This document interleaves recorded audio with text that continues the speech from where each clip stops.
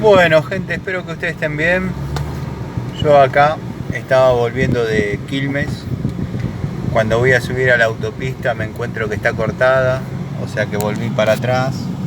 Y ahora estoy dando vueltas por adentro del barrio, tratando de encontrar una nueva subida a la autopista. Así que nada, tranqui. Si tienen que venir para este lado, tengan esa precaución porque hay como una hora de demora, me dijeron los zorros, los policías de tránsito. Bueno, me acuerdo cuando se les decía zorros.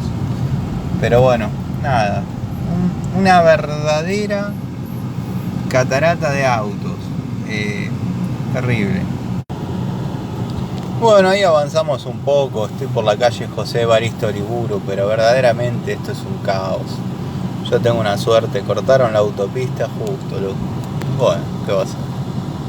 Paciencia.